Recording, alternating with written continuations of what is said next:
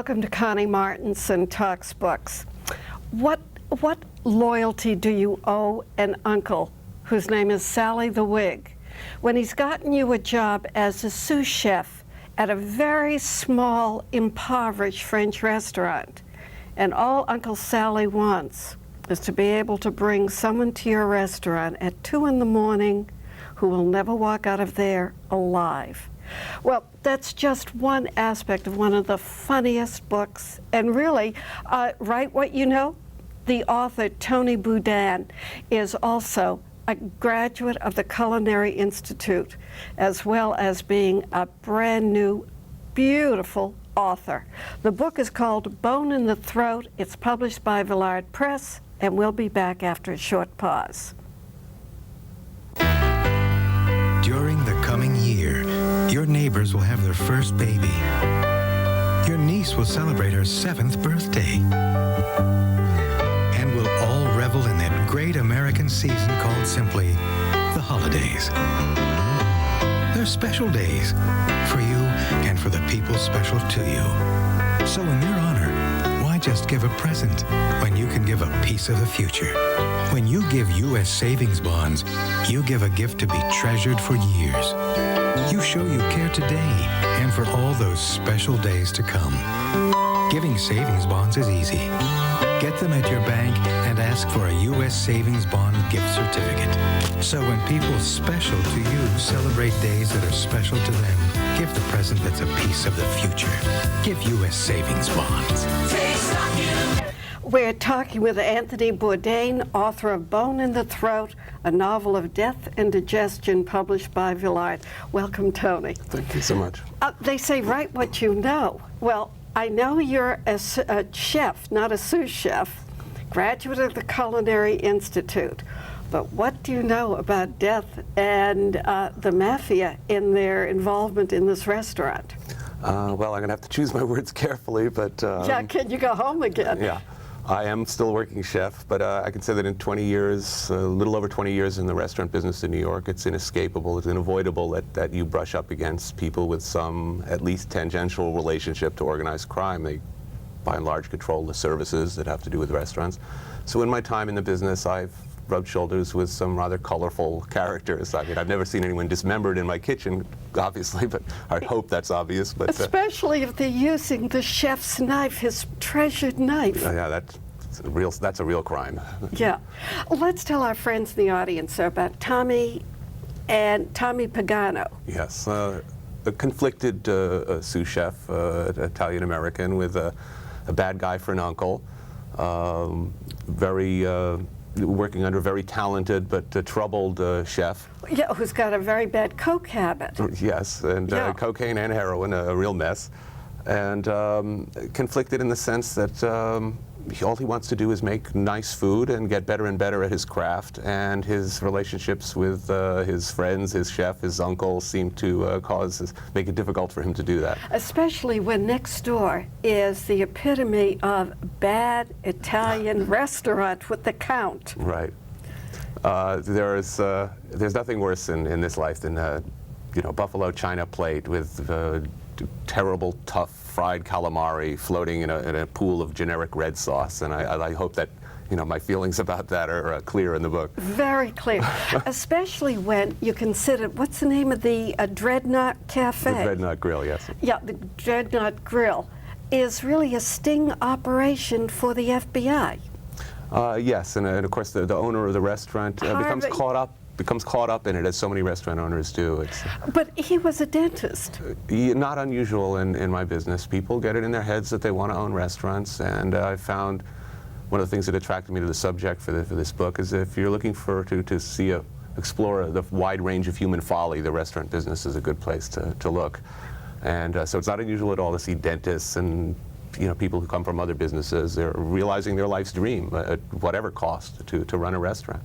As a matter of fact, I know of a banker who became a restaurateur, went down with one restaurant, is trying again, and he could be the Harvey of this. All that good sense. So over the years, I presume, being a banker and little time in the restaurant business, it all seems to go out the window. That and showbiz. Yeah.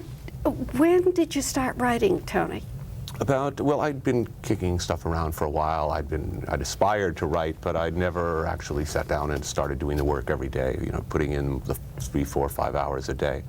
And about 4 years ago, on a dare from my college roommate and now agent, I sat down at 6 o'clock in the morning before I went to work and started to write this book. What I am amazed about is your ear, because the ear, that dialogue that takes place at various times, is as if I'm sitting there on their shoulder, including the chef having the funniest lunch with his mother. He's come to get money from her so that he can feed his coke habit, and she is Lady Grande Dame in this French restaurant. I'm happy to hear that. One of the things that was very, very important to me when I started the book, one of the things I wanted to capture was the sort of loopy speech of mob guys, and even more important to me, of course, the restaurant people. There is a jargon, a slang, a way that cooks and restaurant people talk to each other within the walls of a restaurant and out, because it's a very insular world. In my case, I know very few writers. Everyone I know is in the restaurant business, and when we talk to each other, we speak very much like the characters in the book. And so it was very important to me that I capture that, and that hopefully that it wouldn't ring false.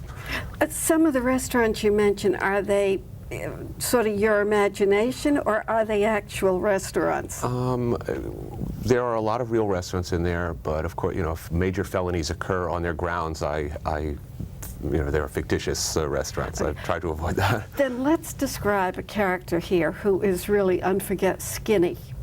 Skinny, who kills in the nude?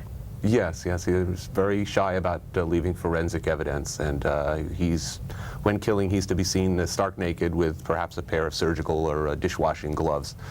A very fussy character. Definitely the baddest guy in the book. Though even him, I looked to find some charming aspect to him somewhere. I hope that came across in some small way. And also the character of Cheryl. Yeah, when she gets off the train. Yeah, a woman who can throw a serious punch. I'm glad I pulled that off. I hope I did. I was looking for, I didn't want a shrinking violet in this book. It just would not have worked at all. And she was a very determined and clearly very strong character, I hope.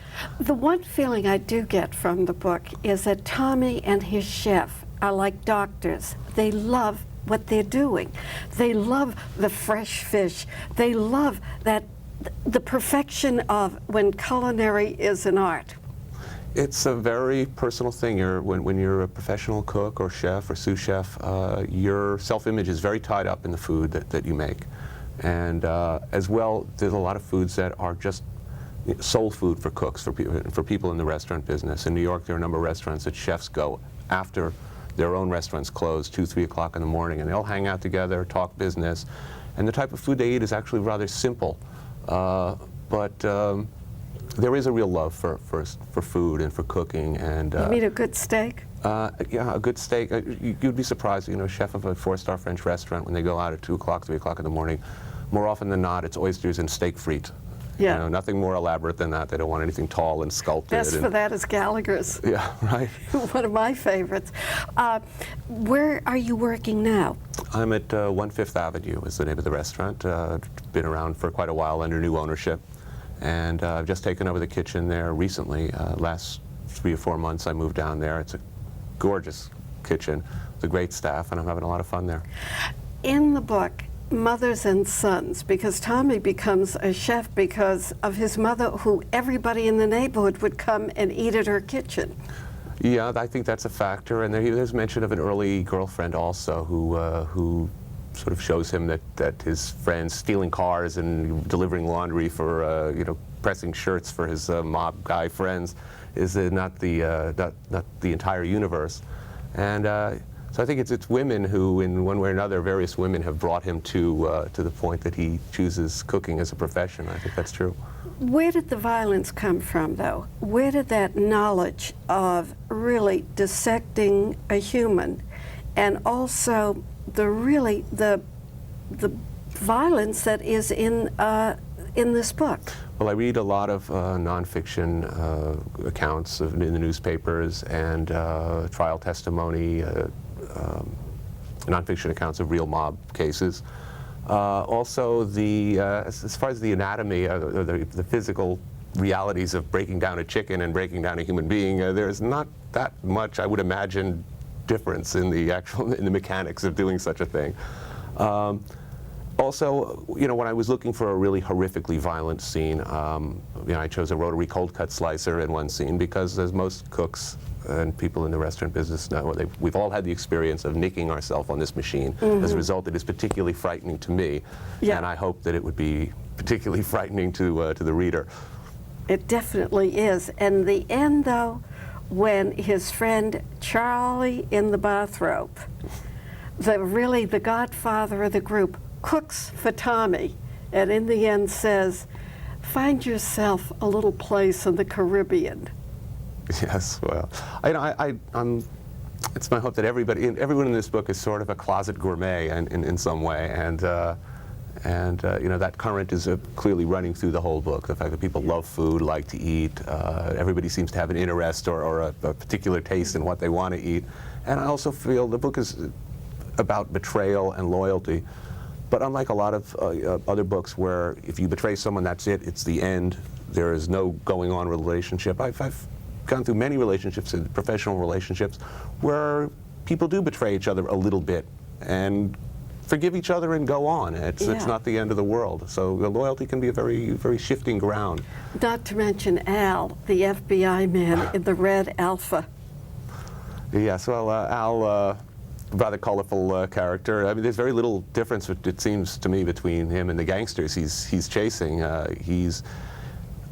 There's an element of me in him also, in that in cultivating an informer, to get someone to betray their friends and everything that they've lived with and grown up with their whole life.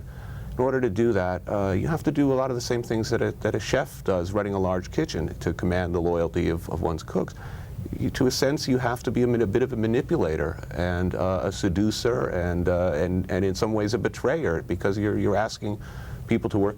In my case, I frequently ask people to work excruciatingly long hours and under unusual circumstances. In much the same way we share that. We have that in common. But you've been able to put it colorfully in a book, and I really enjoyed it thoroughly, Tony. Thank you so much. The next one, is that also on the kitchen? Yeah, not so much. It's a more lurid gangsters, this time in the Caribbean. It's going to be a beach book, a love story, a couple living in the Caribbean and more gangsters. And Tommy went down and got his place. Will you autograph my book, Tony? And we'll be back after a short pause.